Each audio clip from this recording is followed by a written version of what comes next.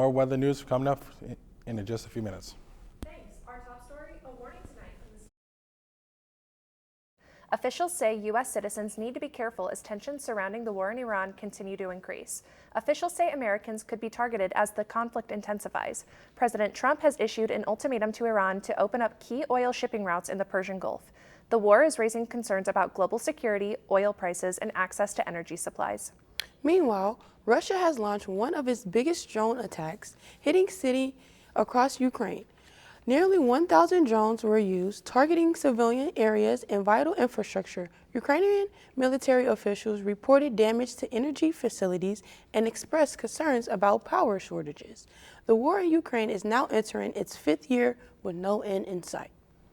For news closer to home, let's go into the field now for a special 204 News report. Troy residents are growing more concerned each day with the potential for a data center to be built within city limits.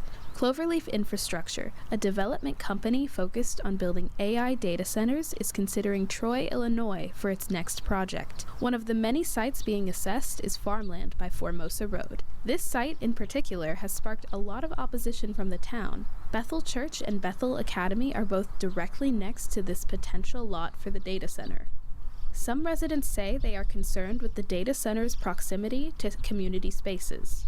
Well, I think that it is not going to be built in a good place. Putting it right by a neighborhood is not a very good idea, especially when it makes so much noise. Others are still waiting for more documentation from Cloverleaf Infrastructure before picking a stance on the issue.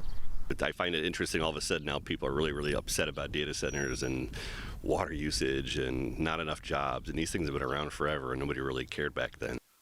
A town meeting was held on February 10th to address any and all questions the residents had about data center development. Hundreds of people attended to express concern, confusion, or praise, according to Sean Logging of First Alert 4. As the conversation between Cloverleaf Infrastructure and the City of Troy continues, its citizens eagerly await a conclusion. As of right now, the Cloverleaf Infrastructure Company has not yet made a formal proposal to the City of Troy. We will continue to provide updates as information becomes available. I'm Kelsey Learhoff reporting for MC204. If you're traveling this weekend, be ready for a long wait at the airport. The Transportation Safety Administration says the wait for airline passengers has reached an all-time high. The partial government shutdown is causing the delays as it drags on, with airport security workers going without a paycheck for weeks now. In the meantime, Congress is on a 2-week recess, which means no end to the shutdown is likely soon. Closer to home, SIUE Chancellor James Minor publicly criticized the school's newspaper this week, accusing the Alesto of inaccurate reporting. Minor was not specific, but said in a letter to the university leadership that he is disappointed by what he calls the newspaper's predictably poor, inaccurate, and incomplete reporting. An editorial in the Alesto calls Minor accusations baseless and says the newspaper stands by its reporting. Still ahead, a look at the weather. The long-range forecast may surprise you when 204 Newsbreak continues.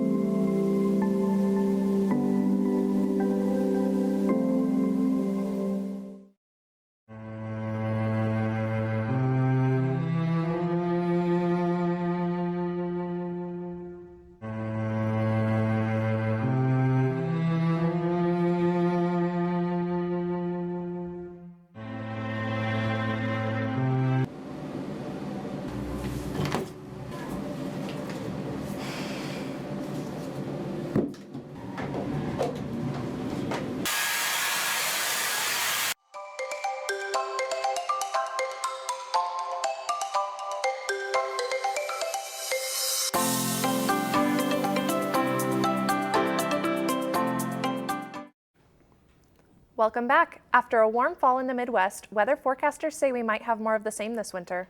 To find out, let's go back to the Weather Center where DeAndre has the details.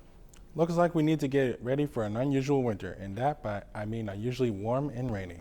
Experts at the National Oceanic and Atmospheric Administration anticipate a less severe winter with reduced snowfall and increased rainfall in most of the United States. They say the impact of El Nino as well as the effects of climate change are contributing to this altered winter outlook. So warmer weather is on the horizon. Back to you. Thanks, DeAndre. The Illinois Attorney General has accused Edwardsville Thai food restaurant owner of tax evasion. 54-year-old Saram Purabat faces charges of filing false tax returns to avoid paying more than $100,000 in sales taxes. Purabat, who owns the popular Zap Thai restaurant, was indicted on 2 counts of theft of government property, in addition to 35 counts of filing false tax returns. Golfer Tiger Woods is also facing charges this week after a rollover crash near his Florida home. Police says Woods was attempting to pass a truck in a narrow road when his vehicle flipped. Woods and a passenger in his car were not hurt, but he was arrested on charges of drunk driving and refusing to submit a blood test. Woods has been arrested previously in 2017 for driving under the influence of prescription drugs. Finally, our thoughts go out tonight to SIUE music professor Manny Watts, who is recovering from a lightning strike on campus yesterday. When asked about his shocking experience, he responded, quote, "It really transformed my life. I'm a much more positive person now." Manny told reporters that he plans to take charge of his life and to shed light on the dangers of playing the trombone in thunderstorms. Watts' students say he's not only a great musician, but an excellent conductor as well. Well, that's it for 204 News Break. I hope your world is a better, less shocking, and safer place. We'll see you again tonight at 10. Good night, everyone. We Thanks, killed bro.